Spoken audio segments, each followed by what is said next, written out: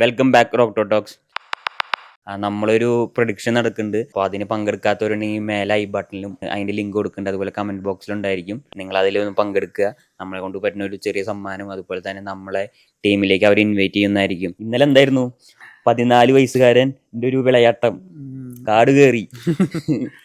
ഇന്നലെ ഒറ്റവാക്കി പറയണ IPL ചരിത്രത്തിലെ തന്നെ എക്കാലത്തെയും മികച്ച മത്സരങ്ങളിൽ അല്ലെങ്കിൽ എക്കാലത്തെയും മികച്ച മൊമെന്റ്സിലൊന്ന് ഇന്നലെ സംഭവിച്ചിരിക്കുകയാണ്. ഒരു 14 വയസ്സും മാസങ്ങളും മാത്രം പ്രായമുള്ളൊരു ബാലൻ, ഒരു കൊച്ചു പയ്യൻ IPL ഫാസ്റ്റസ്റ്റ് 100, ഒരു ഇന്ത്യക്കാരൻ്റെ ഏറ്റവും വേഗതയേറിയ 100 കുറിച്ചിരിക്കുകയാണ്.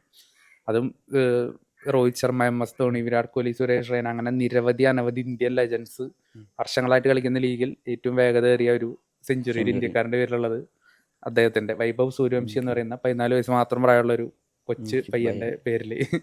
അതിന് മുമ്പത്തെ ക്രിസ് ഗെയിലിന്റെ 30 ബോളിന് ഫ്രണ്ടിലുള്ളത് സാക്ഷാൽ ക്രിസ് ഗെയിൽ മാത്രം. അപ്പോൾ ക്രിസ്റ്റഫർ ഹെൻറി ഗെയിൽ എന്ന് പറയുന്ന ആ ഒരു ഭീകര ബാറ്റർ കൂടി ഇല്ലായിരുന്നെങ്കിൽ ഒരുപക്ഷെ അദ്ദേഹത്തിന്റെ പേരിൽ IPL വേഗമേറിയ സെഞ്ചുറി തന്നെ ഇരുന്നേനെ.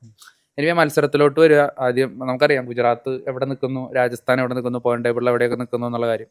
തീർച്ചയായിട്ടും ഏറ്റവും സ്ട്രോങ് സൈഡ് തന്നെയാണ് ഗുജറാത്ത്, ഒരു സംശയമില്ല. അപ്പോൾ ഇന്നലെ അവരുടെ ബാറ്റിംഗ് നമുക്കറിയാം, അവരുടെ ഒരു ഓപ്പണിംഗ് പെയറിന്റെ ആ ഒരു കൺസിസ്റ്റൻസി, ഇന്നലെ ആ ഒരു കൺസിസ്റ്റൻസി അല്ലെങ്കിൽ അവരുടെ ആ ഒരു ഇതുവരെ തുടർന്നുകൊണ്ട് ആ ഫോം ആവർത്തിക്കുന്ന ഒരു കാഴ്ച വളരെ മികച്ച രീതിയിൽ തുടങ്ങുന്നു. നല്ല രീതിക്ക് സ്കോർ റേറ്റ് കൂടിയിട്ട് ഇങ്ങനെ ഏകദേശം 10 റൺ റേറ്റ് തന്നെ. ആ 10 റൺ റേറ്റ് നിന്ന് എപ്പോഴും താഴെ പോകാത്തൊരു രീതിയുണ്ട് രാജസ്ഥാൻ്റെ, ഗുജറാത്തിൻ്റെ. അതെപ്പോഴും അവർ മെയിൻറ്റെയിൻ ചെയ്തിട്ടാണ് അവർ പോകുന്നത്, അവർ ഇന്നിങ്സിലുടനീളം. എന്നാലും വളരെ മനോഹരമായിട്ട് തന്നെയാണ് കളിക്കുന്നത്. അവർ ഓപ്പണിംഗ് സായി സുദർശൻ ആയാലും ബട്ട്ലർ ആയാലും. രാജസ്ഥാൻ്റെ ബോളിങ്ങിലോട്ട് വരുമ്പോൾ കാര്യമായിട്ട് ഇപ്പോൾ ആർച്ചറിനെ പോലത്തെ ബോളേഴ്സിനൊക്കെ നല്ല രീതിയിൽ തല്ല് കിട്ടുന്ന ഒരു ഇത് നമുക്ക് കാണാൻ സാധിക്കും. പക്ഷെ പിന്നീട് സായി സുദർശൻ പോകുന്നു, പിന്നീട് ബട്ട്ലർ വരുന്നു. ബട്ട്ലറും വൻ അടി തന്നെയാണ്. ഇന്നലെ ഹസരംഗേനൊക്കെ അടിച്ച് പരത്തി വിട്ടിട്ടുണ്ട്. ആ സവായ് മാൻസിംഗ് സ്റ്റേഡിയം, രാജസ്ഥാൻ്റെ ഹോം ഗ്രൗണ്ടിൽ ഏറ്റവും കൂടുതൽ റൺസ് നേടുന്ന 3ാമത്തെ ബാറ്ററായിട്ട് അദ്ദേഹം മാറിയേക്കാണ് ഇന്നലെ. ഫ്രണ്ടിലുള്ളത് ഒന്ന് വാട്സണും പിന്നെ ഒന്ന് അജിങ്ക്യ രഹാനെയാണ്. അപ്പോൾ സഞ്ജു സാംസനെ മറികടന്നിട്ട് അദ്ദേഹം ആ സ്റ്റേഡിയത്തിൽ ഏറ്റവും കൂടുതൽ റൺസുള്ള ബാറ്ററായിട്ട് മാറിയേക്കാണ്. അപ്പോൾ അദ്ദേഹത്തിൻ്റെ ക്വിക്ക് 50 വരികയാണ് ആ ലാസ്റ്റ് ഇന്നിങ്സിൻ്റെ അവസാനത്തോടെ. അതുപോലെ തന്നെ ഗില്ലിൻ്റെ ഒരു ലോങ് ഇന്നിങ്സും. അപ്പോൾ 209 എന്ന് പറയുന്ന ഒരു സ്കോർ, അതും രാജസ്ഥാൻ്റെ ഹോം ഗ്രൗണ്ടിൽ ആ ഒരു സ്കോർ വളരെ അപൂർവമായിട്ട് വരുന്നൊരു കാര്യമാണ്, 200-ന് മുകളിലുള്ള സ്കോർ. അപ്പോൾ ആ ഒരു സ്കോറിലേക്ക് എത്തുകയാണ് ഗുജറാത്ത്. പിന്നെ അവരുടെ തന്നെ ശക്തമായ ബോളിംഗ് നിര, അവരുടെ ബോളിംഗ് നിരയെ പറ്റി പറയേണ്ട ആവശ്യമില്ലല്ലോ. പ്രസിദ്ധ് കൃഷ്ണ, സിറാജ്, അതുപോലെ തന്നെ റാഷിദ് ഖാൻ, സായ് കിഷോർ, എല്ലാവരും വളരെ ഫോമിലാണ്. അപ്പോൾ രാജസ്ഥാൻ്റെ ബാറ്റിംഗ് ആണെങ്കിൽ 160-ഉം 150-ഉം പോലും ചേസ് ചെയ്യാൻ പറ്റാതെ കലവടക്കുന്ന കാഴ്ച. തീർച്ചയായിട്ടും ഞാനൊക്കെ ഒരു ഗുജറാത്ത് ജയിച്ച പോലെ ഒരു മൈൻഡ് സെറ്റ് ആയിരുന്നു. കാരണം അങ്ങനെയാണ് അവരുടെ ഒരു മൊത്തത്തിൽ ഇന്നിങ്സ് വന്നത്. രാജസ്ഥാൻ്റെ ബാറ്റിങ്ങിലോട്ട് വരുമ്പോൾ അവിടെ നമ്മൾ മുന്നേ പറഞ്ഞൊരു കാര്യമുണ്ട്, അതായത് സഞ്ജു സാംസൺ എങ്ങനെ പരിക്കായിട്ട് പുറത്തു പോയിക്കാണെങ്കിൽ ഓപ്പണിംഗ് ഇറക്കാൻ വേറെ ബാറ്റർ പോലും ഇല്ല എന്നുള്ളത്. പക്ഷേ അവരുടെ ഈ സീസണിൽ അവർ ചെയ്ത ഒരേ ഒരു നല്ല കാര്യം നമുക്ക് വേണ്ടി പറയാം. കാരണം ആ ഒരു 14 വയസ്സുള്ള പയ്യനെ അവർ ഏകദേശം 1.5 കോടി രൂപയ്ക്ക് സൈൻ ചെയ്തു ഒരു ഓപ്ഷനിൽ. ഞാനൊക്കെ എക്സ്പെക്ട് ചെയ്തത് സൈൻ ചെയ്ത് നിർത്തും, പിന്നെ 1-2 സീസണൊക്കെ കഴിഞ്ഞിട്ട് പയ്യെ അവസരങ്ങൾ കൊടുത്തു തുടങ്ങും, ഒരു 16-17 വയസ്സൊക്കെ ആകുമ്പോൾ അവസരങ്ങൾ കൊടുത്തു തുടങ്ങുന്നതാണ്. പക്ഷേ സഞ്ജു സാംസണ് നിർഭാഗ്യവശാൽ പരിക്കാവുന്നു. അത് ഒരു ഭാഗ്യം പോലെ മാറി അദ്ദേഹത്തിന്. വൈഭവ് സൂര്യവംശിക്ക് അവസരങ്ങൾ കിട്ടുന്നു.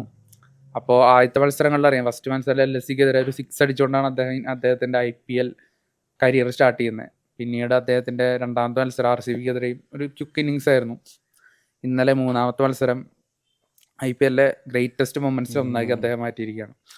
അപ്പോൾ തുടക്കം തന്നെ ഇപ്പോൾ ഒരു 200 റൺസിന് മുകളിലാണ് തങ്ങൾക്കുള്ള ടാർഗറ്റ്. അപ്പോൾ ആ ഒരു ടാർഗറ്റിന് വേണ്ടിയിട്ട് ഒട്ടും ഫിയർലെസ് അല്ലാതെ, ആ ഒരു ഫൈറ്റ്, ആ ഒരു സംഭവം ഇല്ലാതെ തന്നെ വളരെ മനോഹരമായിട്ട് ഇന്നലെ പവർ പ്ലേ യൂട്ടിലൈസ് ചെയ്യുന്ന രീതി, ഇഷാന്ത് ശർമ്മയ്ക്കെതിരെ ആയാലും സിറാജിനെതിരെ ആയാലും ഒക്കെ പവർ പ്ലേ അദ്ദേഹം അതിമനോഹരമായി യൂട്ടിലൈസ് ചെയ്യുന്നു. വളരെ ക്വിക്കായിട്ടൊരു 50, IPL തന്നെ ഏറ്റവും ഫാസ്റ്റസ്റ്റ് 50കളൊന്നും നേടുന്നു. വളരെ ക്വിക്കായിട്ട് 50 നേടുന്നു. അപ്പുറത്ത് വളരെ എക്സ്പ്ലോസീവ് ആയിട്ടുള്ള ബാറ്ററായിട്ടുള്ള യശസ്വി ജയ്സ്വാളിനെ വെറും കാഴ്ചക്കാരനാക്കി നിർത്തി അതിമനോഹരമായി. അദ്ദേഹത്തിന് ഹിറ്റിംഗ് എബിലിറ്റി എടുത്ത് പറയണം. ഇന്നലെ 11 6 അടിച്ചേക്കുന്നത്, ഒരു ഇന്നിങ്സിൽ ഏറ്റവും കൂടുതൽ 6 അടിച്ച റെക്കോർഡും. അപ്പം ആ ബാറ്റർ അവിടെ കാഴ്ചക്കാരനാക്കി നിർത്തി ഈ സൈഡിൽ നിന്ന് ഇങ്ങനെ അടിച്ചങ്ങ് പരത്തി വിടുകയാണ്. അതും ലെഗ് സൈഡിലോട്ടുള്ള ആ ഒരു ഹിറ്റിംഗ് പവർ, മാരകമായ ഹിറ്റിംഗ് പവർ. ഒരു 14 വയസ്സുകാരൻ്റെ ബാറ്റിൽ നിന്നാണോ ഇത്രയും വലിയ 6കൾ പോകുന്നതെന്നൊക്കെ നമുക്ക് തോന്നിപ്പോകും.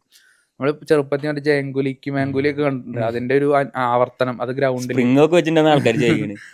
അതെ, കാരണം അങ്ങനത്തെ അത്രയും അപാരമായ ഹിറ്റിംഗ് എബിലിറ്റി. ഒരു 14 വയസ്സാണ് ബാറ്റിൽ നിന്നാണ് ഇത്രയും വലിയ 6കൾ പോകുന്നത്. നമ്മൾ ക്യാമറ പരിപാടി തുടങ്ങാനായിട്ട് മുമ്പ് തന്നെ നമുക്കൊരു ഡൗട്ട് ഉണ്ട്, ശരിക്കും 14 വയസ്സ് തന്നെ ആണോ എന്ന്. നിങ്ങൾക്ക് എന്താ തോന്നുന്നത്? നിങ്ങൾ കമന്റ് ചെയ്യട്ടെ. ഞങ്ങൾക്ക് ചിലപ്പോൾ അങ്ങനെ നടക്കൊന്നുമില്ലല്ലോ, നമുക്ക് അങ്ങനെ ഫേക്ക് ചെയ്യാനൊന്നും പറ്റില്ല. കാരണം അഫ്ഗാനിസ്ഥാൻ എന്നല്ലല്ലോ എന്തായാലും. അപ്പോൾ ഇനി അദ്ദേഹത്തിന്റെ ഒരു നല്ല ആ ഒരു അപ്രോച്ചാണ്. കാരണം ഇപ്പോൾ നമ്മളൊരു മൈൽ സ്റ്റോൺ എത്താറായി, ഒരു 50 എത്താറായി, അല്ലെങ്കിൽ 100 എത്താറായി, എന്നാലും 80 റൺസ് ഒക്കെ കഴിഞ്ഞതിന് ശേഷം അടിക്കുന്ന അടിക്ക് പിന്നീട് പവർ കൂടുകയാണ്.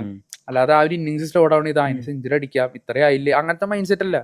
അപ്പൊ ആ ഒരു മൈൻഡ് സെറ്റ് ആണ് ഇന്നലെ അവിടെ നമ്മൾ എടുത്ത് പറയേണ്ടത്. ആ ഒരു 100 എത്താറാകുമ്പോൾ പലരും മുട്ടടിക്കുന്നൊക്കെ നമുക്ക് കാണാൻ പറ്റും, അത്രയും സീനിയർ പ്ലേയേഴ്സിന്റെ ഒക്കെ. പക്ഷെ ഇന്നലെ പുള്ളിയുടെ ഒരു അപ്രോച്ച് നിർത്തുന്നില്ല. 35 ബോളിൽ നിന്നാണ് ഇന്നലെ സെഞ്ചുറി അയച്ചേക്കുന്നത്. അതും നമ്മൾ നോക്കിയാൽ മനസ്സിലാവും, IPL ഫസ്റ്റ് സീസൺ മുതൽ ഈ സീസൺ വരെ എത്രത്തോളം വലിയ ഹിറ്റേഴ്സ് കളിച്ചിട്ടുണ്ടാവും, അല്ലെങ്കിൽ എത്രത്തോളം അപകടകാരിയായിട്ടുള്ള ഡിസ്ട്രക്റ്റീവ് ആയിട്ടുള്ള പ്ലേയേഴ്സ് കളിച്ചിട്ടുണ്ടാവും. അപ്പൊ ഇവർക്കൊന്നും പറ്റാത്തൊരു കാര്യം, സാക്ഷാൽ ക്രിസ്റ്റഫർ ഹെൻറി ഗെയിലിനെ മാത്രം ബാക്കിൽ, ക്രിസ് ഗെയിലിന് മാത്രം പുറകിൽ, അതും ക്രിസ് ഗെയിൽ അന്ന് കളിച്ച ഇന്നിങ്സ് നമുക്ക് എല്ലാവർക്കും അറിയാം, ആ ഇന്നിങ്സിന് മാത്രം പുറകിൽ 2ാം സ്ഥാനത്തോട്ട് എത്തി നിൽക്കുകയാണ്. അപ്പോൾ ഏകദേശം 38 പന്തിൽ 103 റൺസായിട്ട് അദ്ദേഹം മടങ്ങുന്നൊരു കാഴ്ച. അപ്പോഴേക്കും രാജസ്ഥാൻ വളരെ സേഫായി കഴിഞ്ഞു.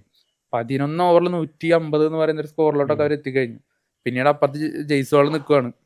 പക്ഷെ പിന്നീട് ചില ആൾക്കാരൊക്കെ ഒരു അപകടം മണത്തോട്ടെ, ഇനി ഹെറ്റ്മേറും ചൊറിലൊക്കെ അല്ല അതിനുശേഷം ഒന്ന് ഇതായി, ഇപ്പൊ അവരൊന്ന് പേടിച്ചിട്ടുണ്ട് ശരിക്കും പറഞ്ഞാൽ. അത് ഞാനും വിചാരിച്ചു ഇപ്പൊ ഔട്ടായി കഴിഞ്ഞ് പിന്നെ ആര് ബാറ്റ് ചെയ്യും എന്നുള്ളത്. വേറെ ചൊറിലിറങ്ങി ഒന്ന് ഫിനിഷ് ചെയ്യുമെന്ന് പേടിച്ചു. പക്ഷെ പരാഗ് വളരെ വേഗം തന്നെ ഇന്നിങ്സ് അവസാനിപ്പിച്ച ഏകദേശം 25 ബോള് ബാക്കി നിൽക്കെ അവർ വിജയത്തിലോട്ട് എത്തുന്ന ഒരു കാഴ്ച. 8 വിക്കറ്റിന്റെ വിജയം, ആധികാരികമായിട്ടുള്ള ശക്തമായിട്ടുള്ള വളരെ മൃഗീയമായിട്ടുള്ള ഒരു വിജയം തന്നെ. അതും ഗുജറാത്ത് ബോളേഴ്സ് ഒന്നും, അല്ലെങ്കിൽ ഗുജറാത്ത് ടീം അവരുടെ ഒരു എന്താണ് വിദൂര സ്വപ്നത്തെ പോലെ എക്സ്പെക്ട് ചെയ്തിട്ടുണ്ടാവില്ല ഇത്തരത്തിലുള്ള ഒരു ഇന്നിങ്സ്. ഒരാളുടെ മുഖത്ത് ഒരു തുള്ളി ചോരയില്ലായിരുന്നു ഇന്നലെ.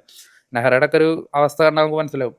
അത് നമുക്ക് ഒരു ബോളിംഗ് ഡിപ്പാർട്ട്മെന്റ് അറിയാം. ഇന്നലെ എനിക്ക് തോന്നുന്നു റഷീദ് ഖാൻ ഒഴികെ ബാക്കി ആർക്കും, അതും ഇന്നലെ ഒരു പുതിയൊരു അഫ്ഗാനിസ്ഥാൻ പ്ലെയർക്ക് ചാൻസ് കൊടുത്തിട്ടുണ്ടായിരുന്നു. എനിക്ക് തോന്നുന്നു അത് സീരിയസ് ആയിട്ട് എടുക്കാതെ, അല്ലെങ്കിൽ ആരെങ്കിലും പുതിയതായിട്ട് ഇങ്ങനെ ഒരു അടി നടക്കുമ്പോ ആളിറക്കി വിടുമെന്ന് എനിക്ക് ഡൗട്ടാണ്. എനിക്ക് തോന്നുന്നു ചിലപ്പോൾ നല്ല ഒരു അവരുടെ ഒരു ഗുജറാത്തിന്റെ രീതി അറിയാലോ. അവരിപ്പോ നൂർ അഹമ്മദിനെ എങ്ങനെയാണ് അവർ ഇൻട്രൊഡ്യൂസ് ചെയ്തത്. അപ്പൊ ജന്നത്ത് എന്ന് പറയുന്ന ഒരു പ്ലെയറെ കൊണ്ടുവരുന്നു, അദ്ദേഹത്തിന് 1 ഓവറിന് 30 റൺ കിട്ടുന്നു, കഥം. പിന്നെ അദ്ദേഹത്തിന് അതുപോലെ അവരറിയാത്തൊരു വജ്രായുധം ഇറക്കിയതാണോ. പിന്നെ ഇഷാന്ത് ശർമ്മയായാലും പ്രസിദ്ധ് കൃഷ്ണ ഈ എൻ്റെ IPL എന്ത് എക്കണോമിയായിട്ട് വന്നെറിയുന്ന ആളാണ്. അദ്ദേഹത്തിന് അടി കിട്ടുന്നു, അല്ലെങ്കിൽ എറിഞ്ഞ എല്ലാവരെയും നിലം തൊടാതെ പറത്തി വിടുന്ന കാഴ്ചയാണ് ഇന്നലെ ഉണ്ടായിരുന്നത്. ഇന്നലത്തെ ഒരു മത്സരത്തോടുകൂടി അനവധി റെക്കോർഡുകൾ, എനിക്ക് തോന്നുന്നു ഏറ്റവും വേഗത്തിലുള്ള സെഞ്ചുറി, അതും ചേസിങ്ങിൽ, അതുപോലെ പ്രായം പരിഗണിച്ചുള്ള എല്ലാ റെക്കോർഡും തൂക്കിയിട്ടുണ്ട്. എനിക്ക് തോന്നുന്നു യങ്ങസ്റ്റ് 50+ സ്കോർ, യങ്ങസ്റ്റ് 100, അതും IPL അല്ലെങ്കിൽ T20 ക്രിക്കറ്റ് ഹിസ്റ്ററിയിൽ തന്നെ യങ്ങസ്റ്റ് ആയിട്ടുള്ള എല്ലാ റെക്കോർഡും പുള്ളി തൂക്കിയിട്ടുണ്ട്. അതുപോലെ 6ന്റെ എണ്ണത്തിലായാലും ഏറ്റവും കൂടുതൽ 6 അത് ജോയിൻ്റ് ആയിട്ട് എനിക്ക് തോന്നുന്നു ജയസൂര്യയായിട്ടെങ്ങാണ്ട്. അതുപോലെ തന്നെ ഒരു ഇന്ത്യക്കാരൻ്റെ വേഗമേറിയ സെഞ്ചുറി, അതുപോലെ IPL ചേസിങ്ങിലെ വേഗമേറിയ century, man of the match നേടുന്ന, പ്ലെയർ ഓഫ് ദ മാച്ച് നേടുന്ന ഏറ്റവും പ്രായം കുറഞ്ഞ കളിക്കാരൻ. അങ്ങനെ എനിക്കൊന്ന് ഏറ്റവും വേഗത്തിൽ 200 ചേസ് ചെയ്യുന്ന റെക്കോർഡും ഇന്നലെ രാജസ്ഥാൻ സ്വന്തം പേരിലാക്കിയേക്കാണ്. അപ്പോൾ നമുക്കറിയാം ഈ സീസൺ രാജസ്ഥാൻ എന്ന് പറയുന്ന ടീം, അല്ലെങ്കിൽ രാഹുൽ ദ്രാവിഡ് എന്ന് പറയുന്ന കോച്ച്, അവരൊക്കെ ഭയങ്കര വിമർശനങ്ങളുടെ പിടിയിലായിരുന്നു. കാരണം ടീം സെലക്ഷൻ, അവരുടെ റീടെൻഷൻ, അവരുടെ എൻ്റെ പരിപാടികൾ തന്നെ ഈ ഒരു സീസണിൽ വളരെ ഫ്ലോപ്പ് ആയിട്ടുള്ളതായിരുന്നു. പക്ഷെ ആ കൂട്ടത്തിൽ അവർ ചെയ്ത ഏറ്റവും ബെസ്റ്റ് ഡിസിഷൻ IPL ഹിസ്റ്ററിയിൽ തന്നെ ഒരു ഭാഗമായിട്ട് മാറിയേക്കണം. അതാണ് വൈഭവ് സൂര്യവംശി എന്ന് പറയുന്ന പ്ലെയറെ കളിപ്പിക്കാത്ത തീരുമാനവും അദ്ദേഹത്തിന്റെ പിക്കും എല്ലാം.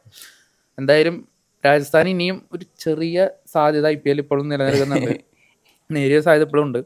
അപ്പം എന്തായാലും ഇനിയുള്ള വരും മത്സരങ്ങളിൽ എന്താണ് ഉണ്ടാവുക നമുക്ക് നോക്കാം. എന്തായാലും ഒറ്റവാക്കി പറഞ്ഞാൽ IPL ചരിത്രത്തിലെ ഒരു ഏടായിട്ട്, അതായത് IPL ചരിത്രത്തിലെ ബെസ്റ്റ് മൊമെന്റ്സിന്റെ ഇടയിൽ വെക്കാൻ പറ്റുന്ന ഒരു ഏടായിട്ട് ഇന്നലത്തെ മത്സരം മാറിയേക്കാണ്. എന്തായാലും ഇനിയും അദ്ദേഹത്തിന്റെ ഭാവിയിൽ ഇന്ത്യക്ക് വേണ്ടിയിട്ട് അദ്ദേഹത്തിന്റെ ഭാഗത്തു നിന്നും ഇനിയും ഒരുപാട് മികച്ച മത്സരങ്ങൾ ഉണ്ടാവട്ടെ. ഇപ്പോൾ നമ്മൾ സച്ചിനൊക്കെ പറയും അദ്ദേഹത്തിന് ചെറുപ്രായത്തിൽ, അപ്പൊ ആ ഒരു കൂട്ടത്തിലോട്ട് വരാൻ കെൽപ്പുള്ള ഒരു പ്ലെയർ ആയിട്ട് മാറട്ടെ എന്ന് വിചാരിക്കുന്നു. ഇപ്പോൾ നമ്മുടെ ഈ പൃഥ്വി ഷാ പോലത്തെ പ്ലെയേഴ്സിന്റെ പോലെ ലാസ്റ്റ് എന്താ പറയാ ഫോം ഔട്ട് ആവാതെ ഹാർഡ് വർക്ക് ചെയ്യുക ഇനിയും ഉണ്ട്. ശരിക്കും പറഞ്ഞാൽ IPL തന്നെ ഒരു 24 കൊല്ലമൊക്കെ കളിക്കാൻ പറ്റുക എന്ന് പറഞ്ഞാൽ ഭയങ്കര ഭാഗ്യമാണ്. അപ്പോൾ അത്രയും കൊല്ലാകുമ്പോൾ അത്രയും റെക്കോർഡുകൾ, അത്രയും കാലം കളിക്കാൻ കിട്ടുകയാണ്. അപ്പോൾ ഹാർഡ് വർക്ക് ചെയ്തുകൊണ്ടിരിക്കുക. അപ്പൊ എനിക്ക് തോന്നി ഈ ഒരു IPL സീസണിൽ നമ്മളെ ഞെട്ടിച്ചുകൊണ്ടിരിക്കുന്നത് കുറെ യങ് ടാലൻസ് ആണ്. അതും 20, 19, 18, 14 വയസ്സുള്ള പ്ലേയേഴ്സ് ആണ് കൂടുതൽ. ഇപ്പോൾ ചെന്നൈയുടെ കാര്യത്തിൽ ആയുഷ് മാറ്റർ എന്ന് പറയുന്ന ഒരു പ്ലെയർ, അല്ലെങ്കിൽ പ്രിയാൻഷു ആര്യ എന്ന് പറയുന്ന ഒരു പ്ലെയർ, അല്ലെങ്കിൽ അങ്ങനെ ഈ വൈഭവ് സൂര്യവംശി, അങ്ങനെ കുറെ യങ് ടാലൻസ് ആണ് നമ്മളെങ്ങനെ ഞെട്ടിച്ചുകൊണ്ടിരിക്കുന്നത് IPL പോലത്തെ ഇത്രയും കോമ്പറ്റേറ്റീവ് ലീഗിൽ. അപ്പൊ ഇതാണ് ഹാർഡ് വർക്ക് ചെയ്യുക. ക്രിക്കറ്റ് കളി തുടങ്ങുകയാണ് ആൾക്കാരാണെങ്കിൽ നല്ല രീതിയിൽ കളിച്ച് പ്രാക്ടീസ് ചെയ്ത നല്ലൊരു അവസരങ്ങൾ ഉണ്ടായിരിക്കും. നമ്മുടെ ഒരു ജീവിതം തന്നെ ഒരു മാറും, ഒരു നൈറ്റിൽ പറയുന്ന പോലെ. പക്ഷെ അതിന് വർഷങ്ങളോളം കഠിന പ്രവർത്തനം ചെയ്യണം. നമ്മുടെ വീഡിയോനെ പറ്റിയുള്ള അഭിപ്രായങ്ങളുണ്ടെങ്കിൽ കമന്റ് ആയിട്ട് രേഖപ്പെടുത്തുക. വീഡിയോയ്ക്ക് കുറവുകളുണ്ടെന്ന് അറിയാം. അപ്പോൾ ലൈക്ക് ആൻഡ് കമന്റ്.